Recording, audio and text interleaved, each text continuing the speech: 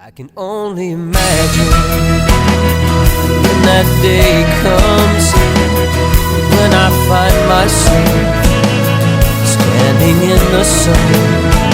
I can only imagine when all I would do is forever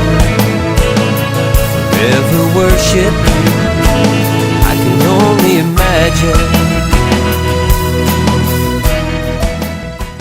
Hi, my name is Stephen Sindoni. Thank you for tuning in to The Road Less Traveled. Here in Part 4, I will share with you the 1970s. The 1970s was a decade highly charged with global tension and domestic uncertainty. The decade began with the news that heroin use among United States troops in South Vietnam had now reached epidemic proportions. In September of 1970, Army medical officers questioned 3,103 soldiers of the American Division and found that 11.9% had used heroin since their arrival in Vietnam, which by my calculations translates to 383 soldiers using drugs while on active duty in Vietnam. And I was a witness to this, knowing some of these 383 soldiers who had returned home at this time. It was now 1971. United States planes bombed Viet Cong supply routes in Cambodia, spreading the war beyond Vietnam. In 1971, the Pentagon Papers was published in the New York Times. Lieutenant William Calley was found guilty of premeditated murder in the My Lai massacre in Vietnam. In 1971 was also the year that the 26th Amendment to the Constitution was passed, allowing 18-year-olds to vote. I would now get my chance to express my opinion and vote against the war in Vietnam. Then in 1972, British anthropologist Richard Leakey discovers a 2.5 million-year-old human skull in Kenya. And it was this discovery that piqued my interest in unknown mysteries.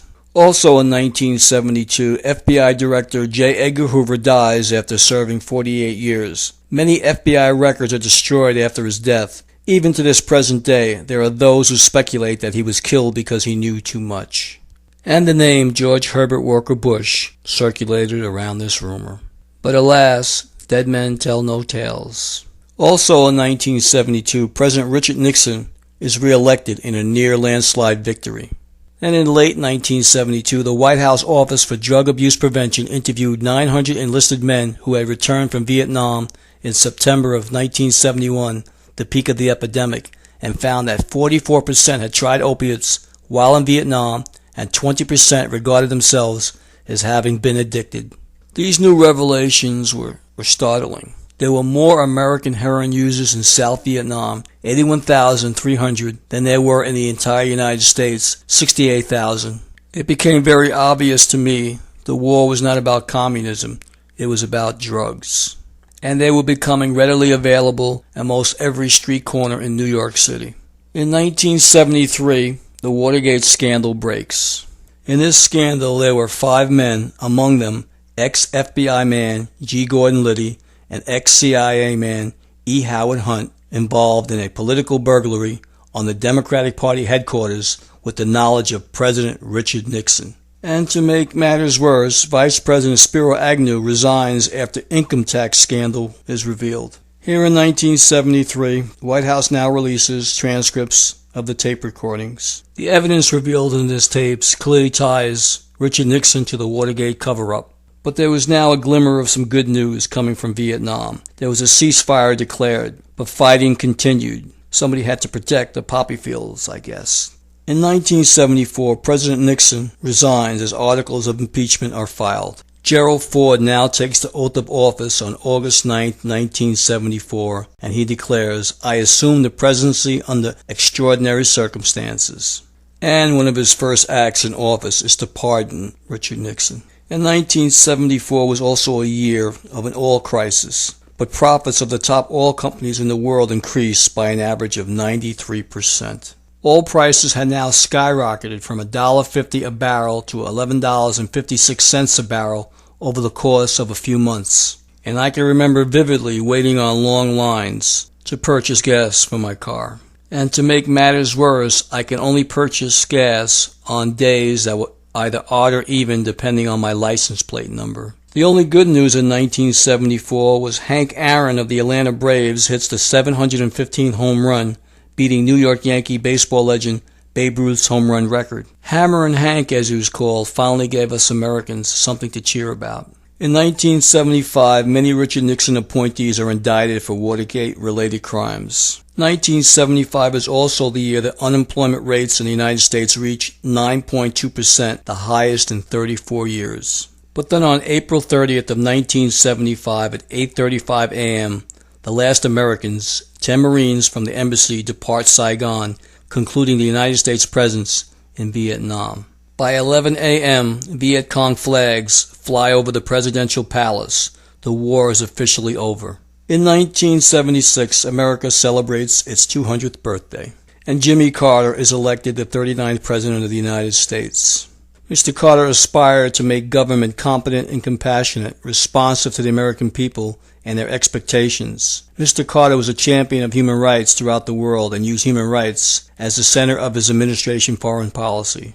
But in an era of rising energy costs, mounting inflation, and continuing tensions, it was impossible for his administration to meet these high expectations. America just wasn't ready to embrace world peace. In 1977, President Carter pardons most Vietnam draft dodgers. Many of those who fled to Canada to avoid the draft now return home to America. And also in 1977, Amnesty International wins the Nobel Peace Prize. Also in 1977, it was the year of the New York City blackout that left 9 million people in the dark. New Yorkers woke up to find that their city had been looted, there had been a riot during the darkness.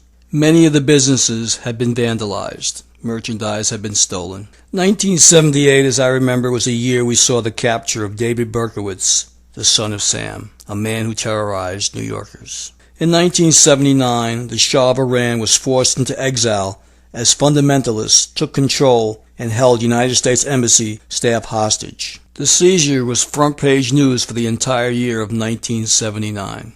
But with the Shah of Iran now being exiled, who was now going to supervise the poppy fields in Iran? Also in 1979, Vietnam invades Cambodia. By the end of this decade in the United States, there were an estimated 200,000 drug addicts. And George Herbert Walker Bush had gained the nickname Big Poppy. Poppy, that's right, as in poppy field. By the end of this decade, the light bulb had finally gone off. It was all about drugs. Nothing more. It was about drugs. I'd like to thank everyone for listening to The Road Less Traveled, Part 4.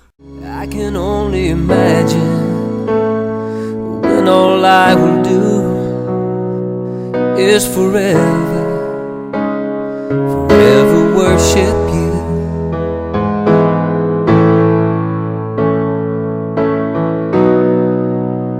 I can only imagine